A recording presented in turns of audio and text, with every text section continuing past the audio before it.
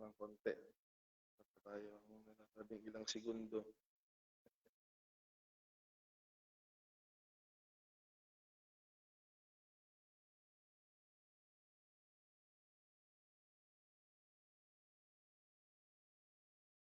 Purihin ang Panginoon, mga kapatid, sa gabing ito. Salamat sa Panginoong Diyos.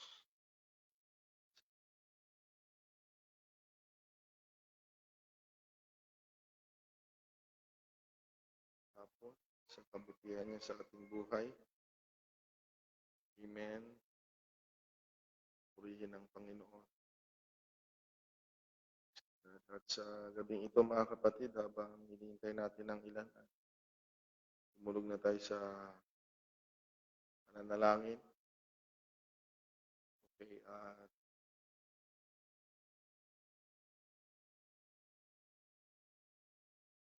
tuloy-tuloy na tayo, mga kapatid, for the sake of time. Praise God, salamat sa Diyos. Let us pray, mga kapatid, sa gabi ito. Tayo ay hingi na nubay, ang muna ng Diyos. Ang Diyos nawa ang siya gumawa sa ating kalagitnaan. Sa ating sarili ay wala tayong magagawa. Okay, so let's pray, mga kapatid. Salamat, Panginoong Diyos. Pinupuri ka namin, Panginoong Jesucristo. Samba ka namin. Dakila ka at pagpala. Wala ka katulad. Maraming salamat sa kabutihan sa amin. Salamat sa buhay. Salamat sa hapon na ikaw po nag-ingat sa amin. Salamat sa proteksyon. Salamat, Panginoong Diyos. Lalo't higit sa pagkakataon na muli dudulog sa iyo, Panginoon. Pasalamat. Kilalanin ka sa gabing ito sa amin. Dahil minsan pa, papakumbaba kami, Lord. Dalangin namin. Banal mong dugo ang siyang maglinis sa bawat isa sa amin. Lukuban mo po kami, Panginoon. Banal na dugo. Pang mabaksi ang gawa ng kaaway sa amin. Kaaral. Sinasaway namin, Panginoong Diyos, anumang mga hadlang, mga gawa ng kaaway. At binibigyan ng daan ang kalooban mo, Panginoong Diyos. Maghari ang iyong dakilang kalooban. Kinakalagan po namin ang iyong banal na espiritu na siyang kumilos sa aming buhay. Espiritu ng kaliwanagan, kaunawaan, karunungan at kaalaman. Mumula sa iyo. At siya nawa ang maghari sa amin sapagkat Lord God, hindi namin magagamit sa bagay na espiritual ang mga bagay na uukol sa karunungan ng sanglibutan. Kaya Lord, tulungan mo kami sa aming spiritual na pag-aaral at pamumuhay. Nariyan lagi na ang karunungang nagmumula sa iyo at kaunawaan. Lord God, dalangin din namin, Panginoong Diyos, ang kapayapaan sa aming pag-aaral, kagalakan, lalo't higit, Panginoon, ang dakilang kalooban mo na siyang magaganap sa buhay ng bawat isa sa amin. Maraming salamat. Lord, sa pagkatalam namin na sa iyo ay lagi na ang tagumpay. Thank you, Lord, for the we claim all these things, Lord. We give you all the glory. We give you all the praise. In Jesus' name. Amen. So, purihin ang Panginoon, mga kapatid, sa gabing ito. Salamat sa Panginoong Diyos. Okay, tutuloy natin ang ating study and grow, mga kapatid, sa oras na ito. Amen. At nawa ay patuloy na magkaroon tayo ng kabigatan, mga kapatid, sa paglago. Mga kapatid. Praise the name of the Lord Jesus. Okay, so sa ating study and grow, mga kapatid, na pinag-uusapan, ay nasa series tayo na Titles of God's People in the Bible. Pinag-aaralan natin patuloy ang titulo ng mga bayan ng Diyos, anak ng Diyos, mga mananampalataya sa Biblia upang magampanan din natin ang patungkol sa titulo din natin dahil bilang mananampalataya, okay, at isa rin lang naman yung Diyos at pananampalataya. Sabi nga ng Bible, mga kapatid, one Lord, one faith. Kaya kailangan ay makita din natin yung kagawian, pamumuhay ng mga mananampalataya sa Biblia upang ma-orient tayo, magampanan natin yung pagkatawag sa atin ng Panginoon. Okay? So, mga kapatid, nasa pang 38 na series na tayo, session sa ating pag-aaral. Amen. At under ng titles of God's people in the Bible, nandito na tayo sa pang-anim na titulo, yung friend. Okay. So, purihin ang Panginoong Diyos, mga kapatid. So, patuloy tayong mag-aral, magpalago, mga kapatid, sapagkat yan ang ating responsibilidad sa harap. So, okay, ang teksto natin ay narito pa rin sa John chapter number 15. May ganito ang pagkakabasa dito, mga kapatid, sa King James Version. Henceforth, sabi ng Panginoon, simula ngayon, sabi ng Panginoon, I call you not servants. So, napakaganda nitong Panginoon natin, mga kapatid, dahil ayaw niyang manatili tayo na mga alipin lang. Do kahit anong mangyari, alipin tayo ng Panginoon. Pero yung estado ng relasyon ay gusto ng Panginoon na umangat din tayo. Okay, so salamat sa Diyos dahil hindi niya lang tayo inaalipin talaga, mga kapatid. Gusto niya na yung relasyon ay lumalim. Kaya mapagpasalamat tayo sa Panginoon na ito dahil gusto niya ng progreso na relasyon, mga kapatid, sa atin. Okay, kaya kailangan talaga tayong matuto. Kailangan nating lumago upang ang relasyon din natin sa Panginoon ay patuloy na lumalim. So, henceforth I call you not servants, for the servant knoweth not what his Lord doeth. Okay? But I have called you friends, for all things that I have heard of my Father, I have made known unto you. Okay? At yan ang teksto natin, mga kapatid. Salamat sa Diyos. Purihin ang Panginoon. Now unto the King eternal, immortal, invisible, the only wise God, the honor and glory forever. Amen. So, purihin ang Panginoon, mga kapatid.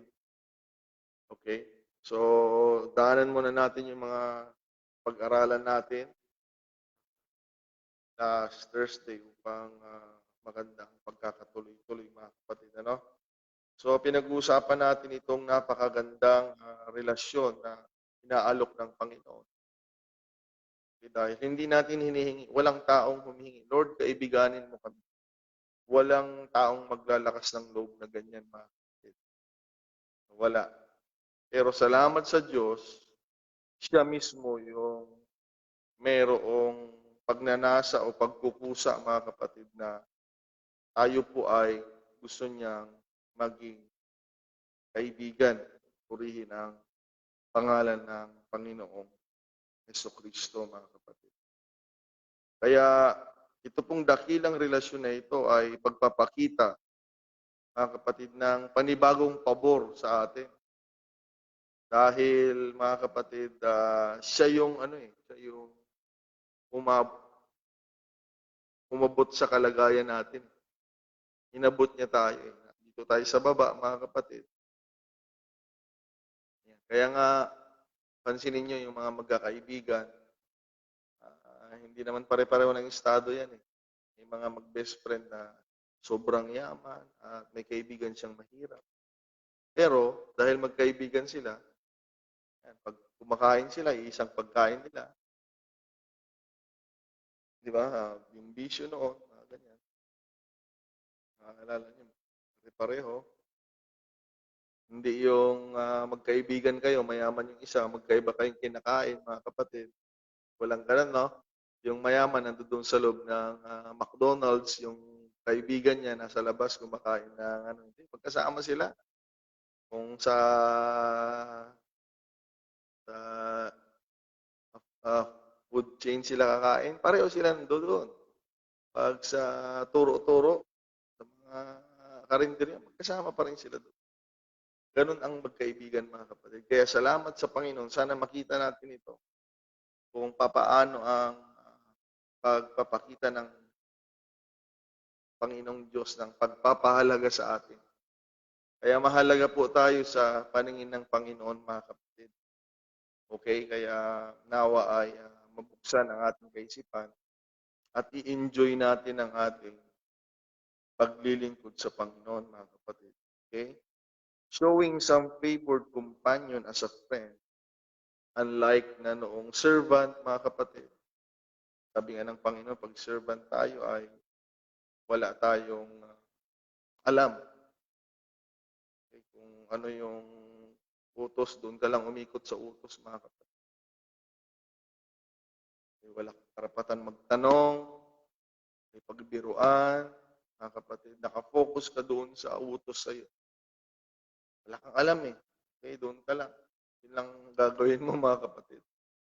So, salamat sa Panginoon, mga kapatid. Meron tayong Panginoon na ganito. Nag-offer sa atin ng napakagandang relasyon. Yung matawag na kaibigan. Okay, so last Thursday, tinapos natin yung mga qualifications according to the Bible. Okay, kaya hindi tinanggal ko na yung mga bersikulo dito 1 2 3 4 5. Balikan niyo na lang sa dito naman ang mga pagtuturo natin. Okay, na may mga kwalifikasyon pala din. Dahil hindi lahat ng encounter ng Panginoon sa Bible na tao ay naging kaibigan na niya. Okay, parang ikaw din, di ba? Hindi naman lahat ng nakasalubong mo na tao, hindi porket tinulungan ka ng isang pagkakataon, kaibigan mo na, di ba?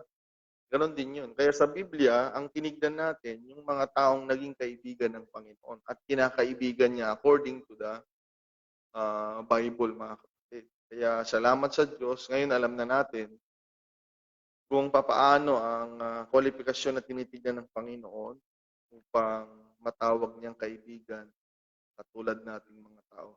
Okay? Ang number 1 doon ay yung pananampalataya na may gawa. Okay. Dahil lahat naman may pananampalataya. Kahit yung hindi naniniwala sa Diyos, meron.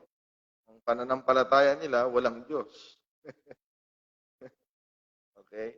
Ang demonyo may pananampalataya, naniniwala na merong isang Diyos, mga kapatid. Okay?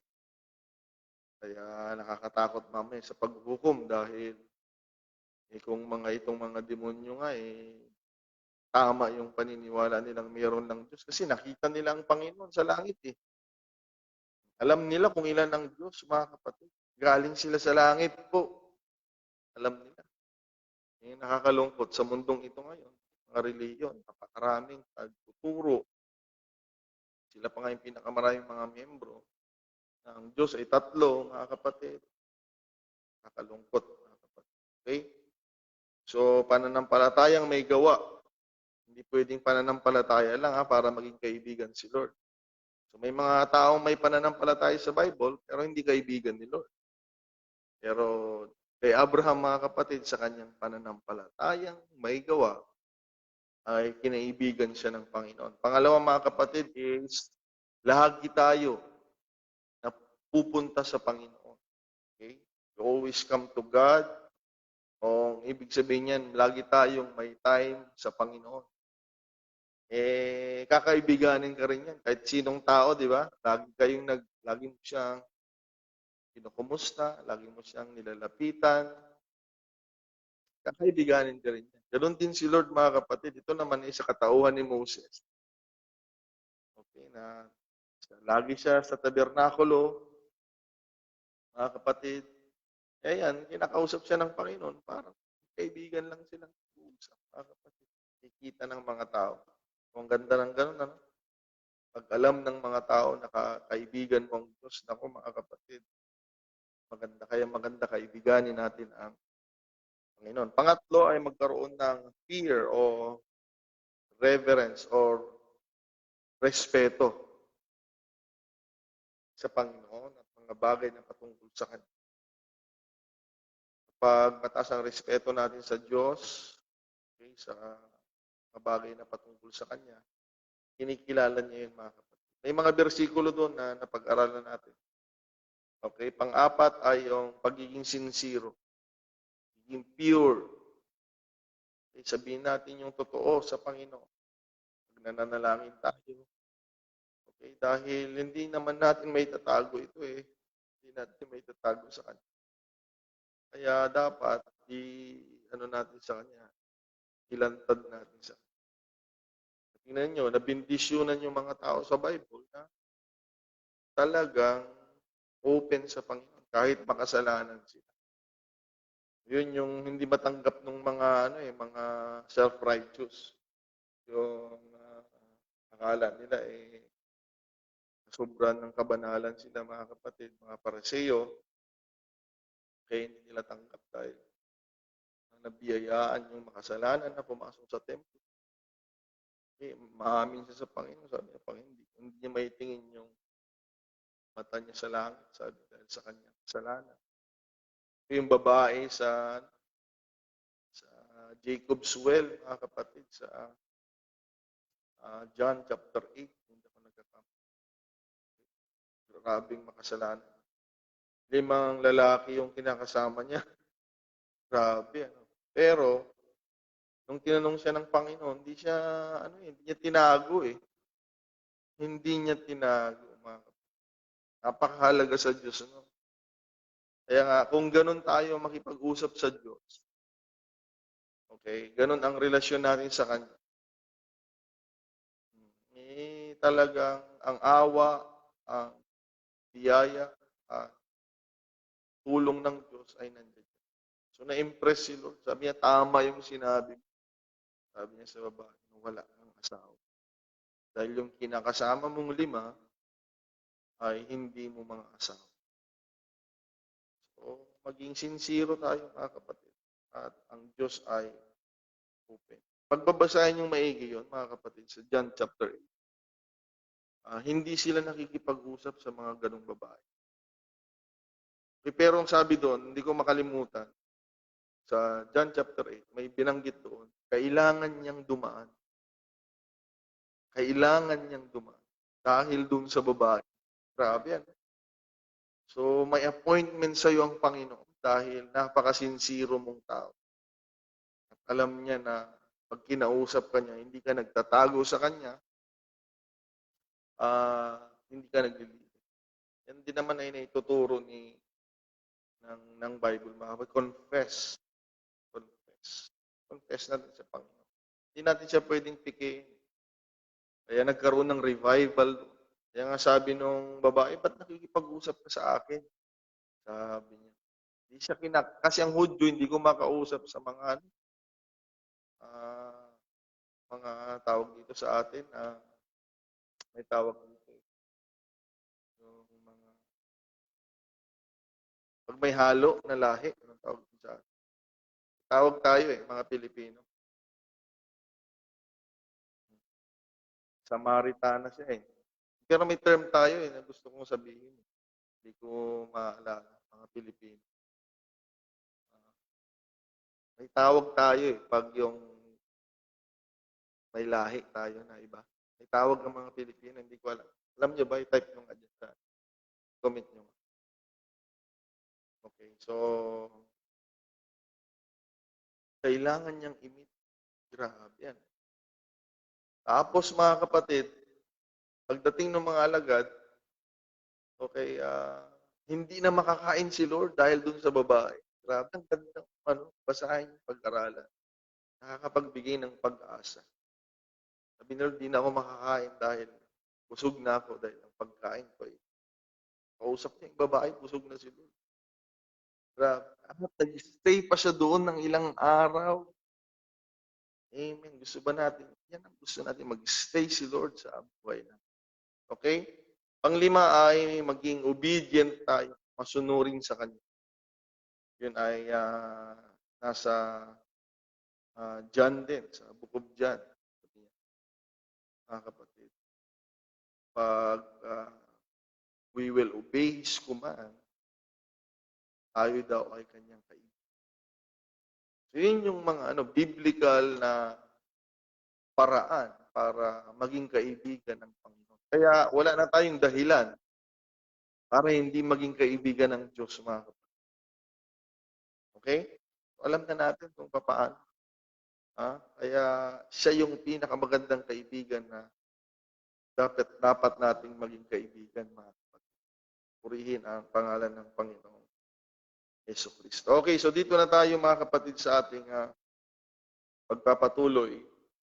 Dahil yung pinag-usapan natin ay review lang yan para sundan natin. So napag-aralan na natin yung mga qualifications na yon. Paano maging kaibigan ng Panginoon. Okay. So this time, mga kapatid, dadaanan natin. Maybe loobin ng Diyos,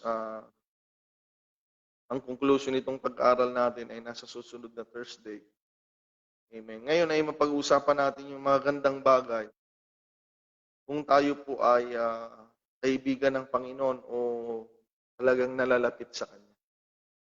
Okay, dahil dito sa Kanyang mga salita mismo, in the lines of the Lord, sabi niya kanina sa teksto natin, mga kapatid, John 15:15, "But I have called you friends, for all things that I have heard of my Father, I have made known unto you." Dahil ang servant, sabi niya, walang alam. Kung hindi mo lang utusan, hanggang doon na lang. Pero ang kaibigan, sabi ng Panginoon, meron kang nalalaman. So, ibig sabihin, pag friend ka ng Panginoon, meron kang nalalaman na hindi alam ng iba. Kaya nga, yung pinag-usapan natin kanina na pagiging malapit sa Panginoon, amen, doon nagbibigay ang Panginoong Diyos ng mga revelation. Kaya kung nga naman, bakit tayo bibigyan ng Diyos ng understanding at revelation kung malayo tayo sa Kanya? Siyempre, hindi tayo mapagkatiwalaan pag ano. Pero pag katulad niyan, mga kapatid, isa sa qualification na maging kaibigan ng Panginoon, yung maging malapit sa Kanya, ang Diyos ay nagbibigay ng kaunawaan. Kaya nga, maganda talaga na mapanalanginin at lagi tayong naglilingkod sa Panginoon dahil sa totoo lang, hindi pa natin alam ang lahat. Hindi pa natin alam ang lahat. Kahit sanay ka na sa takbo ng buhay mo, pag lagi ka sa Panginoon, may mga ibibigay sa iyo ang Panginoon sa iyong kaisipan. The Lord will drop thoughts, mga kapatid, na masasabi mo, grabe, oo nga, no, Panginoon, buti na lang, ganito pala, ganito pala. Dahil siya ay, mga kapatid, unfathomable ang kanyang karunungan. Kaya nga, diyan ko talagang sinasamba ang Panginoon sa kanyang karunungan, sa kanyang kaalaman, mga kapatid. Dahil nagsawa na rin ako Marami kasing karunungan Dahil ang Bible sabi may karunungan ng sanglibutang ito, may karunungan ng tao. Kaya pag wala kang discerning of spirit, hindi mo alam kung anong karunungan yung nag-ooperate.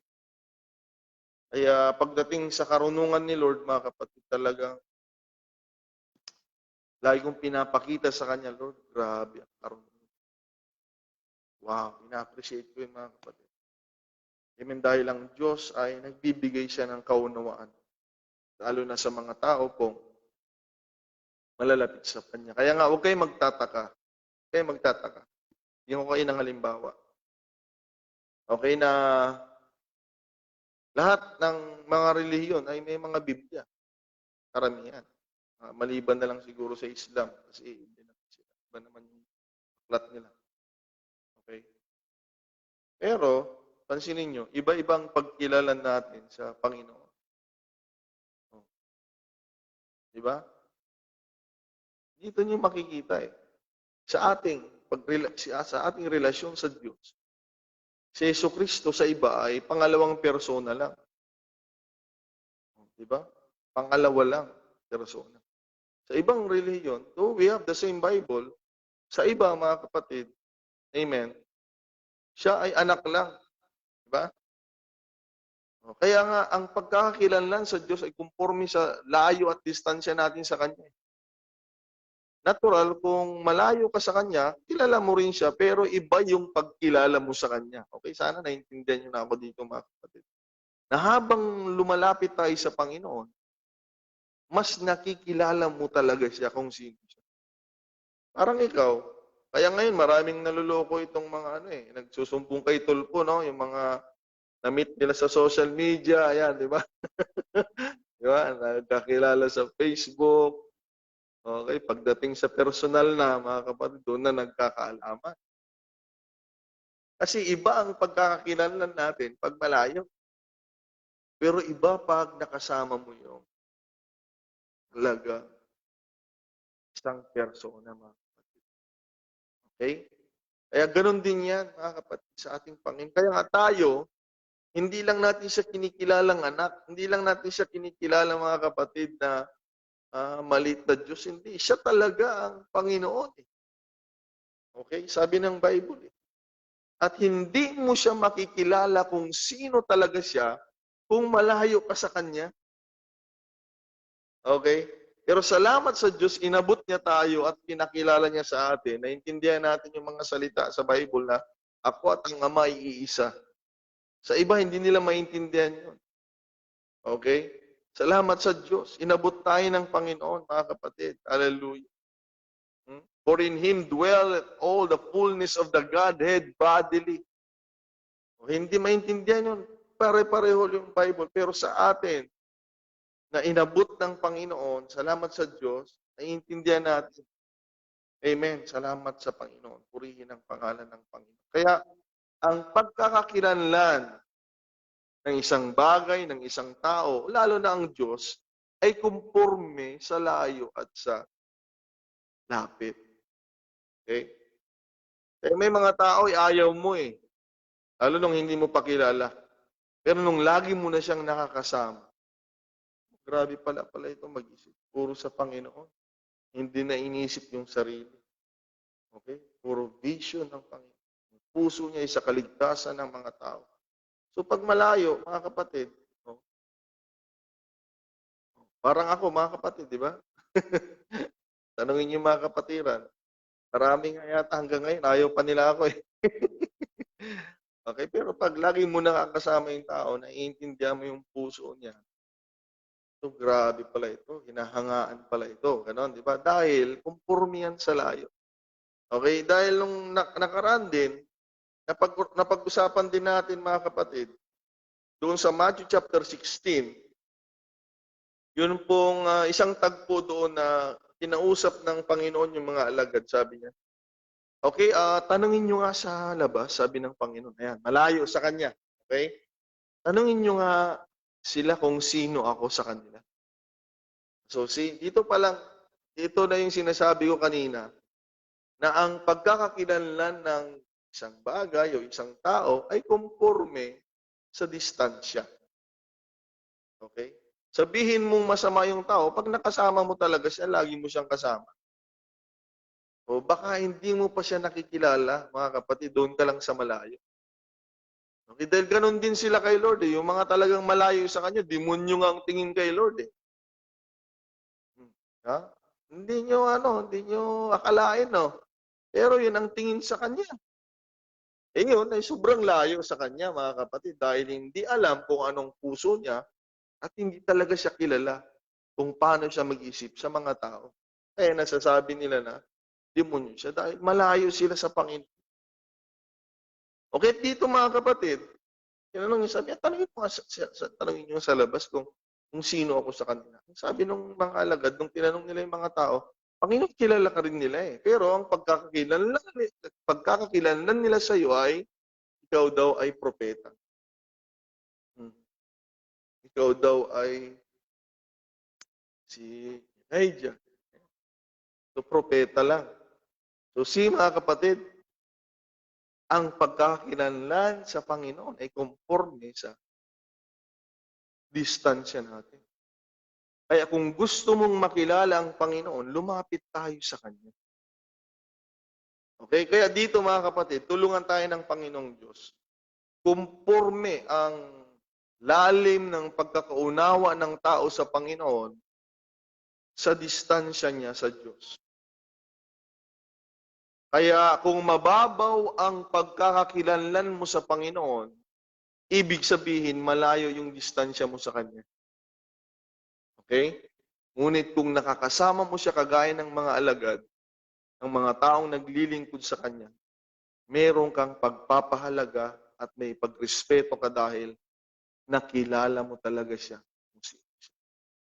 Ulitin ko mga kapatid, conforme ang pagkakakilanlan natin. Amen. Sa distansya. Okay? Kaya mga kapatid, ito na. Sabi niya, ganun ba? Sa inyo naman, sabi ng Panginoon, sino ako para sa inyo? Okay? So, tingnan ninyo. Magkakaiba po ang sagot. Magkakaiba ang sagot ng mga taong malayo sa Panginoon at malapit sa Panginoon kung sino ang Panginoon. Kaya nga, pansinin ninyo, iba-ibang relihiyon, iba-iba ang pagkakakilanlan natin sa Panginoon. Huwag na kayong magtaka. Conforme yan sa layo natin sa Diyos at sa lapit natin. May sabi ng Panginoon sa mga alagad, so sino ako para sa inyo? Okay? At sumagot si Pedro, mga kapatid, sabi niya, ikaw ang Son of God. Okay. Thou art the Christ, the Son of the living God. Sabi ng Panginoon, o Pedro, sabi niya, alam mo ba yung sinabi mo na yan? Ito na mga kapatid, kaya nga maganda lagi tayo sa presensya ng Panginoon. Yung sinasabi ko kanina. Kaya nga, pag akala mo, alam mo na, dahil nabasa mo na yung Bible, paulit-ulit, lagi lang tayo sa presensya ng Panginoon, dumalo lang tayo ng dumalo sa gawain, mabubuksan yung mga pangunawa na. Alam niyo yung sabi ng Panginoon, Pedro, hindi yan narinig, hindi yan naituro ng tao. Hindi naituro yan. Yan ay kaunawaang nagmumula sa Diyos.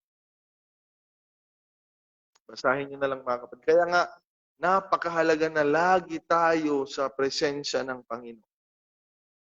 Okay? Dahil mas nauunawaan natin at higit sa lahat, mas nakikilala natin kung sino yung pinaglilingkod. Okay? Kaya lumapit tayo sa Panginoon. Praise God, mga kapatid. At kakaibiganin din tayo ng Panginoon, kagaya ng pag-aralan natin next Thursday. So napakaganda talaga na maging malapit sa Panginoon. Dahil meron kang naiintindihan na hindi naiintindihan ng iba. Kaya nga, pag nagharap-harap yung mga ibang reliyon, nagdidebate. Ay, hindi ganito, hindi ganito, ay, hindi ganito. Kasi, conforme yun sa distansya nila sa Panginoon. Paano? Kung ang layo nila sa Panginoon ay napakalayo, ikaw napakalapit mo kay Lord, natural, iba yung standing mo. And understanding, mga kapatid. Ganon din sila. Meron silang stand. Ayon sa unawa din nila na talagang pinaglalaban. Kasi yun yung pagkakakilanlan nila. Okay? Walang katapusan niya. Dahil yun yung ipipilit nila. Pero ang susi pala niyan ay yung gaano tayo kalayo at kalapit. Okay? Kaya minsan, di ba, napipeki kayo pag malayo, ang ganda. Pero nung nahawakan, nabili mo na, yun ang mahirap nung nabili mo na. Naku, pangit pala.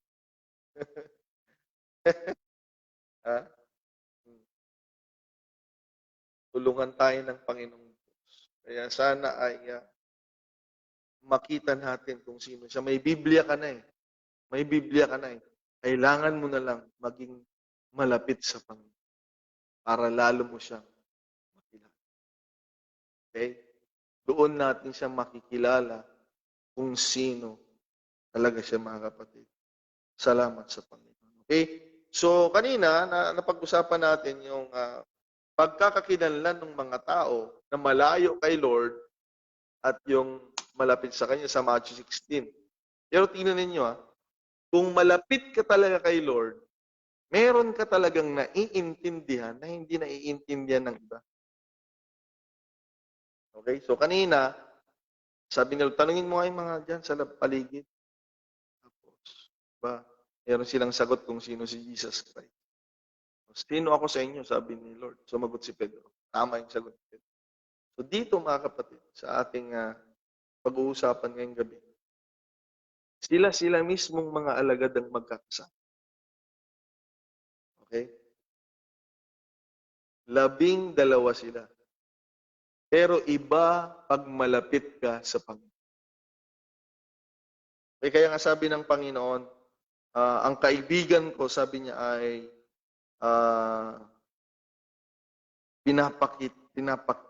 alam ko sa kanila mga bagay na sinasabi sa akin. O ang ibig niya sabihin, wala akong nililihim sa kaibigan. So ibig sabihin, pwede mong malaman pag malapit ka kay Lord o kaibigan mo ang Panginoon. Kagaya nito, bigyan ko kayo ng halimbawa. This time, mga kapatid, kaya nga, huwag mo sabihin, pare-pareho tayo ng simbahan, pastor, kaya ang alaman natin ay pare-pareho lang. Okay? O sige, pagbigyan kita, pero dito mamaya, sa ating dadaanan, ay makikita natin. Okay?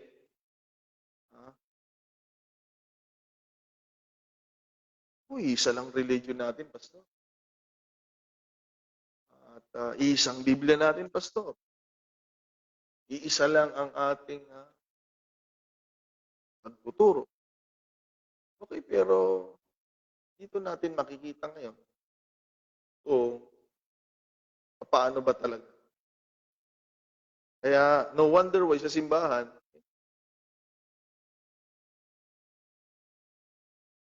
merong nakakaunawa, merong hindi dahil conforme yan sa layo. Okay?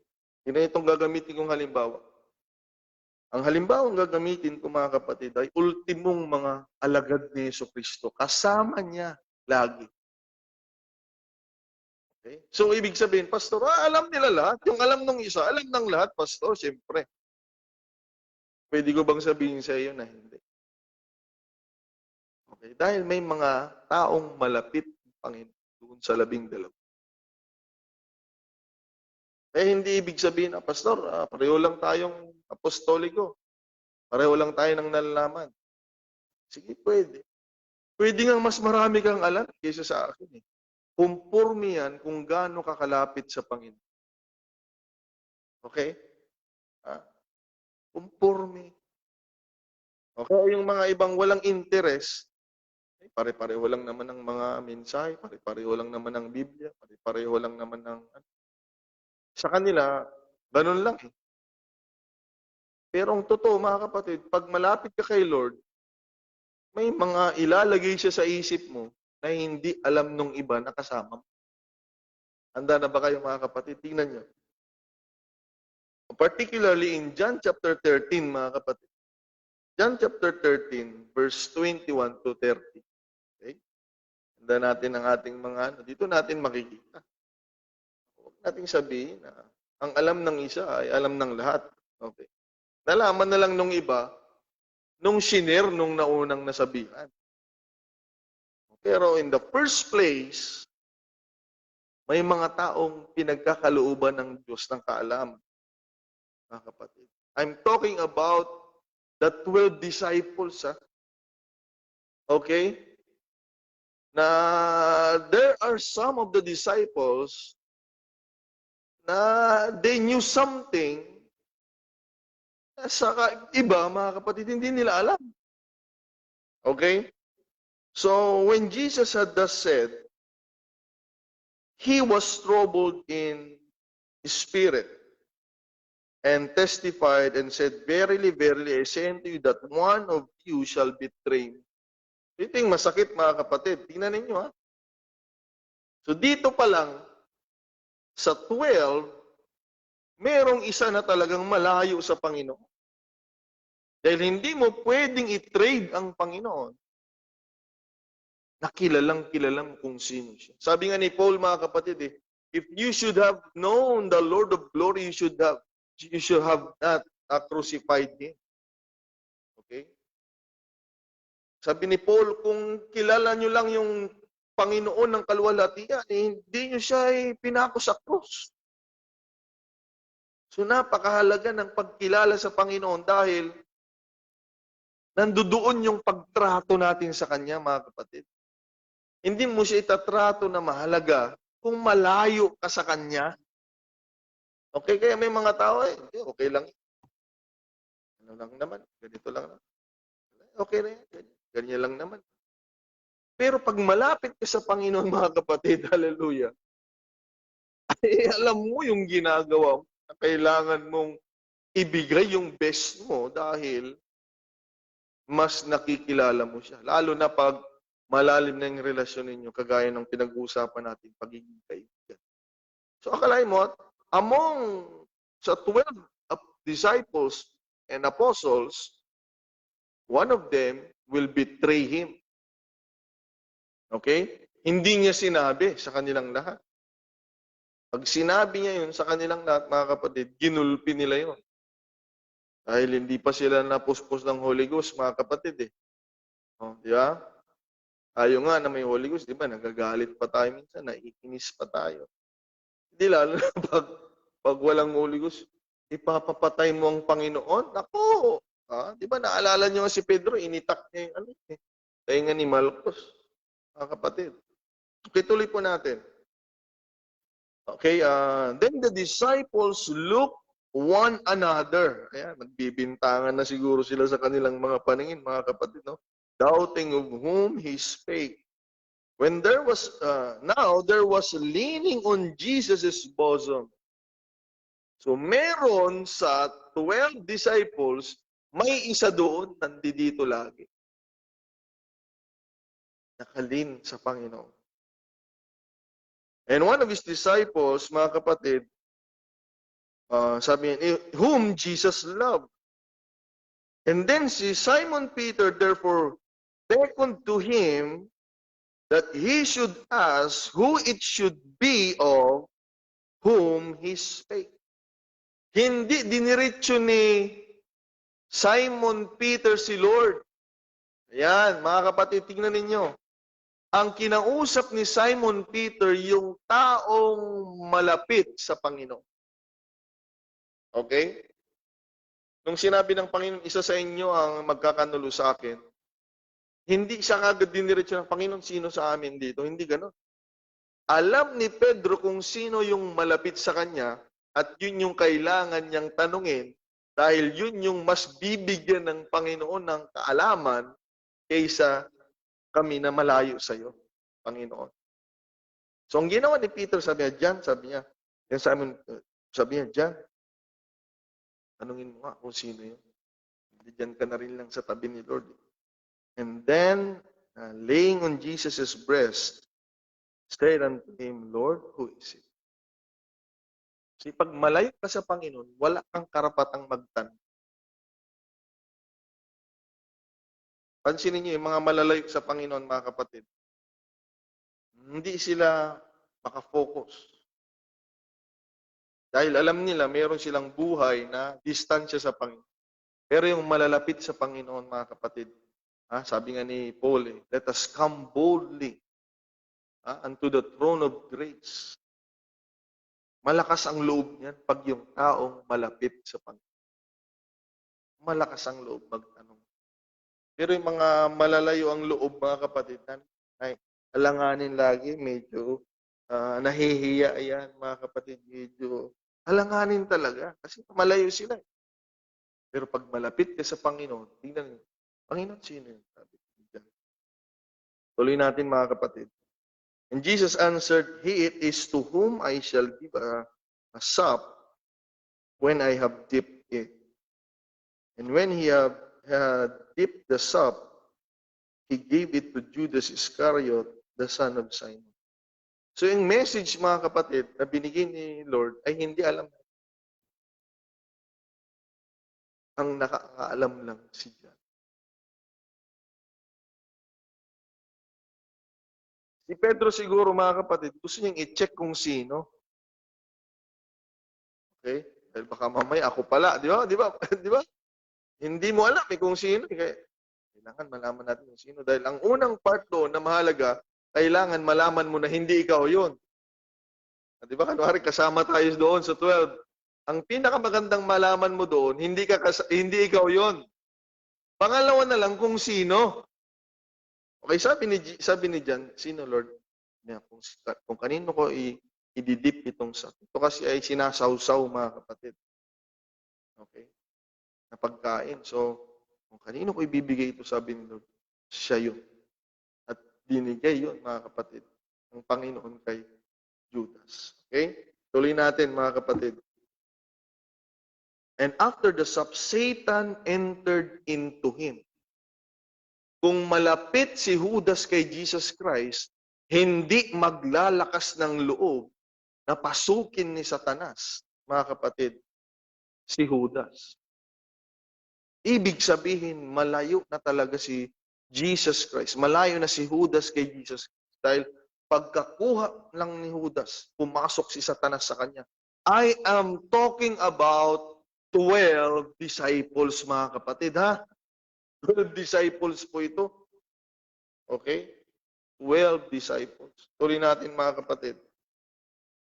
At anong nangyari? Then said Jesus unto him, that thou doest do quick. So ang alam lang ng mga alagad na nandoon sa paligid, may pinapagawa si Lord kay Judas. That was the message to them. Okay? Pero ang ibig sabihin, beyond that, mga kapatid, beyond what they observed, beyond what they saw, is a clear message to John, the beloved, who is leaning on Jesus' breast, malapit sa Panginoon, kung sino yung magkakanulo sa kanya. Okay, kaya nga, sana wala nang debate dito. Sa church, iisang mensahe. Pag nag-preach ba ako sa church, 10 mensahe, isa lang. Pero minsan, iba-iba yung unawa eh. Dahil kumpurni yan sa puso natin, sa Panginoon, kung malapit tayo. O kahabagan tayo ng Diyos. Nawa ito na yung time sa ating pag-aaral na lumapit tayo sa Panginoon, mga kapatid. Upang mas maunawaan natin ang kalooban niya, upang mas makilala natin siya, maramdaman natin ang tibok ng puso niya, at makilala natin itong mabuting Panginoon, mga kapatid, na kailangan nating sandalan sa buhay na ito. Kailangan tayo lalong lumapit sa Panginoon. Alam niyo kung bakit? Magtatapos na yung pandemic, mga kapatid. Narito pa rin tayo sa biyaya ng Diyos. Lalo tayong magpakita, mga kapatid, ng paglapit sa Panginoon dahil hindi tayo pinabayaan ng Panginoon. Mga kapatid, lalo tayong hindi pabayaan ng Panginoon pag malapit tayo po sa Kanya. Purihin ang pangalan ng Panginoon. Amen, mga kapatid. Hallelujah. Tingnan niyo ang alam ng mga alagad. Now, no man at the table knew for what intent he spake this unto him. It made it clear.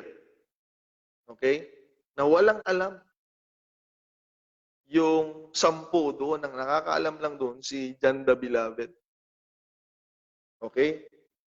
Verse 29, look. Tingnan ninyo, ha? For some of them thought, because Judas had the bag, treasurer siya, that Jesus had said unto him, buy those things that we have need of against the feast, or that he should give something to the poor. Ang alam nung iba, may pinapagawa si Jesus Christ kay Judas. na gagamitin sa feast at o kaya naman ang alam nila ay yung itutulong sa mga mahihirap. Okay? So yun yung halimbawa. Iba ang unawa mo pag malapit ka sa Panginoon. Then, he then, having received the sop, went immediately out as it was. Ito ay, mga kapatid, yung nagkakanulo na malayo sa Panginoon, hindi niya alam na sinabi na ni Lord sa isang alagad kung sinong magkakanulo na siya yon. Wala siyang alam. Yung 10 alagad, mga kapatid, ang alam lang nila, mga kapatid, may inuutos si Lord kay Judas. Pero yung isang alagad na malapit sa puso ng Panginoon, mas alam niya kung ano yung pinapakita ng Panginoon. O kahabagan tayo ng Diyos, mga kapatid, lalo pa tayong lumapit sa Panginoon upang maunawaan natin yung gusto niyang iparating, upang maunawaan natin yung gusto niyang sabihin sa buhay natin. Kaya ngayon makikita ninyo na hindi po sapat na nandiyan tayo. Hindi sapat na nandiyan tayo sa church. Okay, hindi sapat. Maganda yun, nandyan tayo. Maganda yan, nandiyan kayo. Pero ang mahalaga sa Panginoon ay yung puso ba natin ay malayo o malapit sa Kanya. So ito ay 12 disciples, pero mga kapatid, iba-iba yung level of understanding nila sa nangyayari. Okay? Oh. Ang akala ni Judas, inuutusan lang siya. Ang hindi niya naalam, sinasabi na ni Jesus Christ kay John na siya yung magkakanulo sa kanya. Ang alam ng 10 alagad, mga kapatid, may pinapagawa lang si Lord sa kay Judas. So ito ay isang halimbawa na sa isang gustong iparating ng Panginoon, pwedeng iba-iba ang pangunawa ng nandiyan, kumporme sa layo at sa lapit ng Panginoon. So sino ang tama? Yung unawa ni Judas o yung unawa ng 10 dahil mas marami yung 10? O yung unawa ng isa na malapit sa puso ng Panginoon? Nakausap niyang Panginoon. Okay? So may advantage pag malapit tayo sa Panginoon. Dahil pag malapit tayo sa Kanya, tayo kakaibiganin ng Panginoon, and then He will reveal to us something na hindi alam nung iba. Purihin ng Panginoong Diyos. Okay, kaya nga, ngayon, ulitin ko, sa Biblia, ang bautismo ay iisa lang. At lahat ng nabautismohan sa Biblia ay sa pangalan ni Jesus. Pero hindi pa rin maintindihan ng iba yan. O bakit? Naiintindihan ko sila. Naiintindihan ko sila pag hindi nila ako naiintindihan. Ganito lang yan Magkaiba lang kami ng distansya sa Panginoon. Okay? Kaya hindi sapat na may Bible lang tayo. Ang mahalagang tignan natin, i-check natin lagi kung gaano tayo kalapit o kalayo sa Panginoon. Tulungan tayo ng Panginoon. And then, mga kapatid, sa John chapter 11, may tinatawag si Lord dyan na mga kaibigan niya.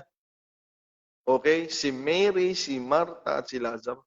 Nung nagkasakit si Lazaro, pinatawag nila si Jesus Christ. Sabi niya, Lord, punta ka doon. Ayan, punta ka sa amin. Nagkasakit si Lazaro. Dininay ni Lord. Sabi niya, wag. Dahil meron. Alam naman nating istorya.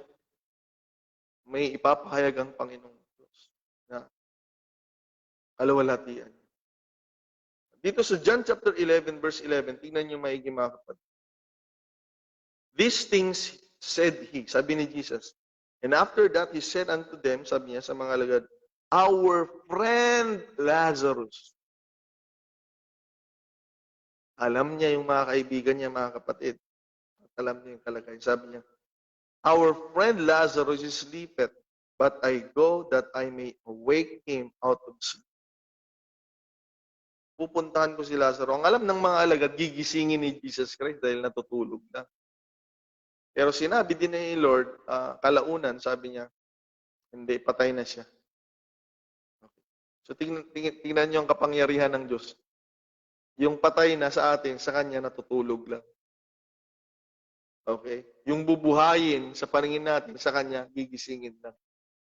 Kaya nga, mababaw lang talagang problema sa paningin ng Panginoon, dahil makapangyarihan po ang Diyos sa pinaglilingkuran natin. So tingnan ninyo mga kapatid. Ituloy natin dahil gusto ko ipakita sa inyo yung emotion ng Panginoon sa kanyang kaibigan. Kung paano niya pahalagahan ng kaibigan. Kaya magandang maging kaibigan ng Panginoon, mga kapatid. Tignan ninyo So talon tayo sa verse 33. When Jesus therefore saw her weeping, sila Mary at si Martha, and the Jews also weeping which came with her, he groaned in spirit and was troubled. Si Jesus Christ groaned in spirit and was troubled, and said, Where have you laid him? Okay, they said unto him, Lord, come and see. Nung tinuro nila kung nasaan mga kapatid, ayun, Panginoon, tinuro nila.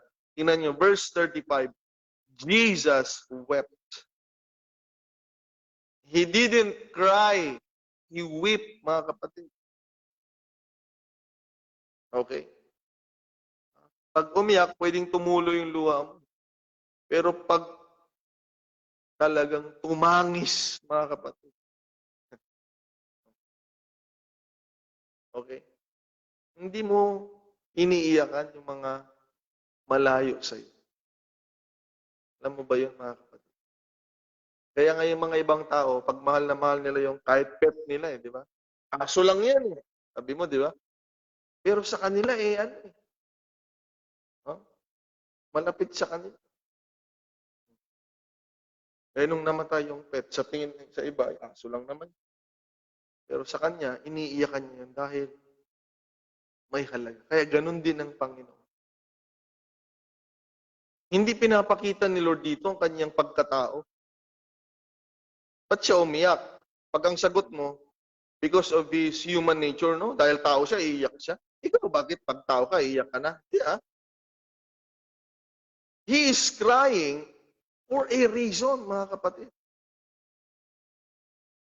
Ang tao, pag umiyak yan, lalo na pag tangis, may dahilan. Mga kapatid. Pag umiyak yung tao, mayroon ng dahilan. Maaaring sobrang tuwa. Mahagulgul din ako sa sayang, mga kapatid. Maaaring may dinaramdam ka. Okay? So, then said the Jews, sabi ng mga Hudyo, na may pagdududa naman sa kanya itong mga ito, behold how he loved me.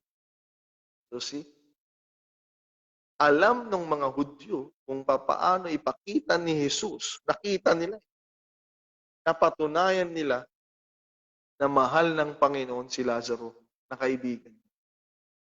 Tuloy natin mga kapatid. And some of them said, ito mga kapatid, medyo mabigat ito. Pansinin niyo ito medyo mabigat ito. Some of the Jews, sabi niya, said, could not this man which opened the eyes of the blind have caused that even this man should not have died? Mabigat ito, narinig ng Panginoon. Sabi ng mga Hudyo doon na hindi naman sila mananampalataya. Naging mananampalataya na lang sila nung binuhay ng Panginoon si Lazaro. Ang sabi ng mga Hudyo doon, mga kapatid, grabe yung pagmamahal niya kay Lazaro. Nakita nila yung pagtangis ng Panginoon. Tapos ito yung sabi nila, mabigat to mga kapatid. Sabi niya, di ba si Jesus Christ, yan yung binuksan niya yung paningin ng bulag? Kaya sabi niya, hindi sana namatay ito parang si Lord pa yung may kasalanan Okay? Hindi sana mamamatay ito Okay? Parang siya yung may dahilan. Tingnan yung nangyari mga kapatid. Tingnan niyo, mabigat Mabigat. Umiiyak na nga siya dahil namatay yung kaibigan niya na hindi niya tinulungan habang nabubuhay pa. Dahil mayroon siyang gustong ipakitang kaluwalhatian ng Panginoon, mga kapatid. Tapos narinig niya, kaya naman ito magbukas ng paningin ng bulag. Kung sana tinulungan niya, hindi sana namatay ito Parang ganun, mga kapatid. Sa verse 38 na nyo, Jesus therefore again groaning in himself comes to the grave. Lalo na siyang talagang mga kapatid umiyak. at lumapit na. It was a cave and a stone lay upon it. So tignan ninyo, I am showing his emotions sa kanyang kaibigan. Kaya nga makinig ka, hindi masaya ang Panginoon pag nahihirapan tayo. Hindi siya masaya. Hindi siya masaya. Kapag nahihirapan tayo, sabi ko nga, ili-level niya yung sarili niya sa atin. Kaya nga, salamat sa Diyos. Alam nyo, nung nagkatawang-tao ang Panginoon, magpasalamat tayo sa Diyos. Dahil mas naiintindihan tayo ng Diyos. Amen. Noong nasubukan niyang lumakad sa mundong ito, sa pamamagitan nitong laman. Oh, naway maliwanagan tayo sa kabutihan ng Panginoon. At huwag tayong lumayo sa Kanya. At ito na yung panahon na lumapit tayo sa Panginoon, mga kapatid. Amen? Look at His emotion. Alam naman natin yung istorya nito mga kapatid. Binuhay niya si Lazaro. Okay? Pero ito pang gusto kong pansinin ninyo. Okay? Bukod sa nakita niyo yung emotion niya sa kanyang kaibigan. Hindi siya nahihiya. Mga kapatid. Nabisitahin si Lazaro sa libingan. Hindi siya nahihiya na umiyak at magpakita ng pagtangis. Mga kapatid, hindi siya nahihiya. Ganyan ang Panginoon sa kanyang kaibigan. Lumapit tayo sa Panginoon, mga kapatid. Tingnan nyo sa sa chapter 12, tingnan niyo. Chapter 11, tapos na. Binuhay na ng Panginoon si Lazaro. Siyempre, may time na naghiwa-hiwalay na naman sila. Tingnan nyo. Chapter 12, verse 1. Then Jesus 6 days before the Passover came to Bethany, where Lazarus was, which had been dead, whom he raised from the dead. They made him a supper, and Martha served, but Lazarus was one of them that sat at the table with him.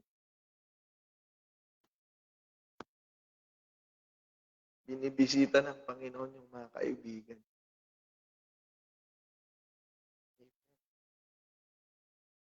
Amen. Let us welcome the Lord, hindi lang sa church, sa buhay natin. Let us also welcome the Lord in our home, in our house, mga kapatid. Amen. Dito, sa tahanan natin, kung kaibigan natin ang Panginoon, bigyan natin siya ng laya, mga kapatid. Amen. Alam niyo, sabi ko, pag magkakaroon ako ng bahay, sabi ko, wala pa kaming sarili pong bahay. Nakikitira lang kami. Sabi ko, magkakaroon ka agad sa bahay na yan. Unang-una, ang prayer room. Unang-una doon. Pwedeng. Let us give place for the Lord para balik-balik tayo bibisitahin. Dahil pag nasa naroon ng Panginoon, may pag-asa, may kapatawaran, may bendisyon, mga kapatid, may kagalingan, may kaunawaan, may kapayapaan, may kagalak, may kapangyarihan, may pagpapala, may buhay na walang. Gumawa tayo ng paraan na mapalapit sa Panginoon. Okay? Tingnan ninyo kung bakit siya nandoon. Nandun yung mga kaibigan niya, kakausapin siya ng kaibigan niya, si Lazaro. Nag-serve si Martha, tingnan ninyo, at si Mary ay sumamba dito. Kung itutuloy. Naway ganyan ang tahanan natin, naway ganyan ang buhay natin. Huwag nawa lang sa church ka namin makasama, Panginoon. Gusto naming lumalim ang relasyon sa iyo hanggang sa bahay namin. Dalangin namin na naroon. Lagi. So ito yung mga larawan, mga kapatid. Kung gaano kaganda maging kaibigan at malapit sa Panginoon. May alam ka na hindi alam ng iba. At may ginagawa sa iyo ang Panginoon na hindi niya ginagawa sa iba. Pagkaibigan ka na. Purihin ang Panginoong Diyos. Ito ay pagkakataon na nakikipagkaibigan po sa atin ng Panginoon at nilalapit niya yung sarili niya sa atin. Kaya ang gagawin natin ngayon ay tumugon tayo na lalo nating ilapit ang sarili natin sa Panginoon. Dahil hindi pahirap na malapit sa Panginoon. Hindi tayo kawawa na malapit sa Panginoon, mga kapatid. May benepisyo tayo. Tayo ang makikinabang pag malapit tayo sa Panginoon. Amen. Habagan tayo ng Panginoon, mga kapatid. Ang pag-anyaya ng Panginoon sa atin ay hanggang ngayon. Hindi sapat na sumisimba lang tayo. Hindi sapat na may hawak ang Biblia. Amen. Mayroon pa tayong dapat maintindihan at kumpurmi yan sa layo at lapit natin sa Panginoon. Ang gagawin natin, nasa church na tayo, may Bible na tayo, ang gagawin na lang natin, ilapit natin ang buhay natin sa Diyos. Ihalay natin ang puso natin sa Kanya, lumapit tayo ng lumapit upang maunawaan natin ang mga bagay-bagay, ang kalooban niya, kung sino siya, mga kapatid, at ang magandang mangyayari sa buhay natin. Dahil kung nasaan naroon ang Panginoon, laging merong magandang mangyayari. Every day with God is always a great opportunity, mga kapatid, na merong maganda. Alam ko na meron tayong mga pangangailangan at kahilingan. Maaaring tayo yung magkakapareho at mas malaking posibilidad na magkakaiba ang ating mga pangangailangan at kahilingan. Pero mga kapatid, amen. Hallelujah. Tulungan natin ang sarili natin na matanggap ito sa pamamagitan ng paglapit natin sa Panginoon. Dahil pag malapit tayo sa Panginoon, amen, maraming pwedeng magagandang mangyari. Marami, mga kapatid. Higit pa sa ating inaasahan, maaaring ayon sa ating paniniwala na inaasahan, at ang posibilidad, mga kapatid, pag na-please natin ang Panginoon, mas higit pa, lalo, mga kapatid, exceeding, abundantly, above all that we ask. According to the power that works in us. Ay magandang maging malapit sa Panginoon, mga kapatid. Purihin ang Diyos, mga kapatid. Amen. Nawa, lalo tayo magpalalim sa Panginoon. Yan ang pinakamahalaga sa mundong ito, ang paglilingkod, ang mga bagay na espiritual, mga kapatid. Bagay na patungkol sa kalooban ng Diyos. Bagay, mga kapatid, patungkol sa kagustuhan ng Diyos. Amen. Na maganap sa buhay natin. Diyan po ako naiinggit. Kung meron akong kinaiinggitan, hindi yung mga nabibili ng pera, mga kapatid. Nabibili lang ng pera, kayang bilhin ng wala sa Lord. Naiinggit ako. Kung meron man akong kaiinggitan na tao, yung mga tao, alam ko na malapit sa Diyos. Yung mga anointed, mga kapatid. Dahil alam ko, malapit ang Panginoon sa kanila. Hindi pwedeng anointed yung tao na malayo sa Panginoon, mga kapatid. Okay? Yun yung mga kinaiingitan ko dahil alam ko. Amen. Alam ko na sila ay malapit sa Panginoon. I-after natin yun. Yung mga bagay na hindi kayang bayaran ng salapi at hindi kayang tapatan ng pera. Amen. Huwag kayong mainggit sa nabibili lang ng pera. Nabibili lang ng pera eh. Okay? Mainggit tayo sa mga bagay na pwedeng Diyos lang ang magbibigay. Amen. Mga kapatid.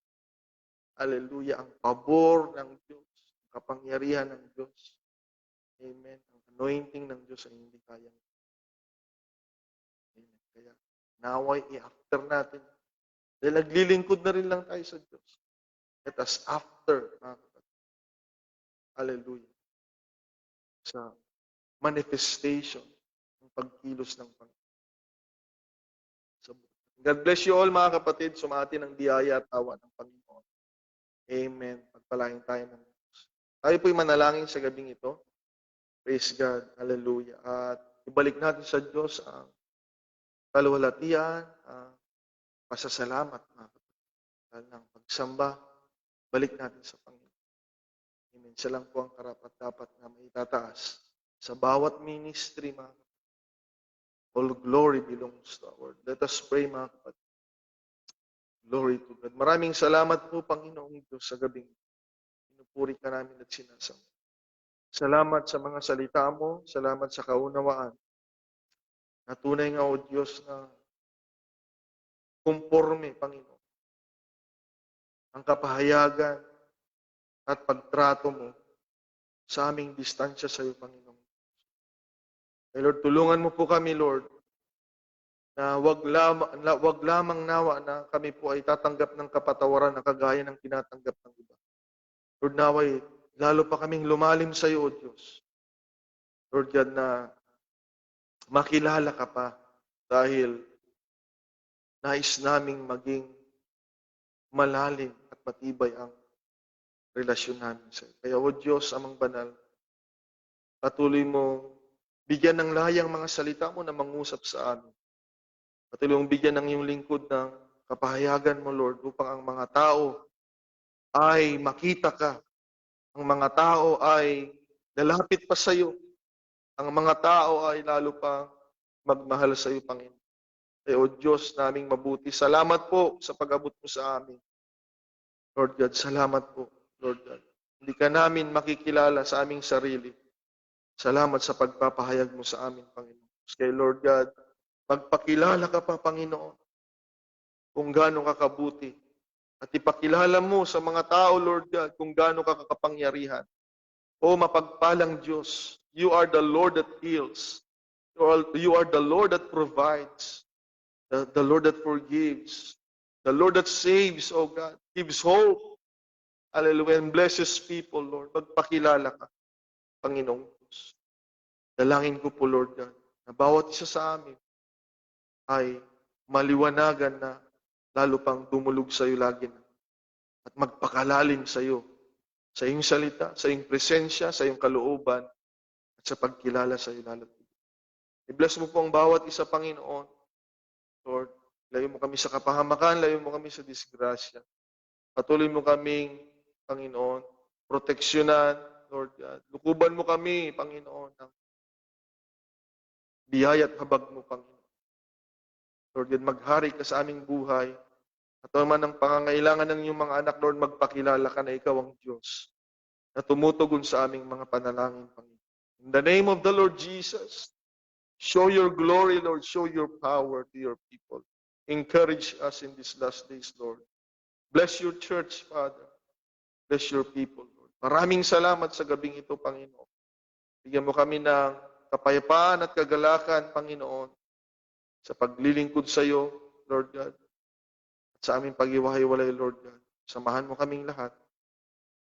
At Lord God, bigyan mo kami ng maayos na kapahingahan sa gabing ito upang sa kinabukasan ay malaya muli kami magpapasalamat at maglilingkod sa iyo, Panginoon. Habang kami po'y purihin ka, Panginoon, sambahin ka luwalhating. Lord, we claim the victory, Lord. Let your kingdom come, your will be done sa bawat isa po sa amin. Give you all the glory, all honor and praise. We give it all back to you, Lord. Salamat po sa gabing ito. Ito po ang aming samot na lang sa makapangyarihang pangalan. In Jesus' name, pray. Bless you all, mga kapatid. Pagpalain tayo ng Panginoon. Amen. Kung may napulot po tayo, let's give back all the glory to our Lord. Mabuti po sa atin. God bless you all. Amen. Lumapit pa tayo sa Panginoon. Dahil mabuti ang Panginoon. Hindi tayo papabalik. Amen. Mag-ingat po tayo para ingatan pa tayo. Palain tayo ng Diyos. Amen. Purihin ang Panginoon. Tumating lahat ng bendisyon. God bless you all, mga kapatid. Thank you, Jesus.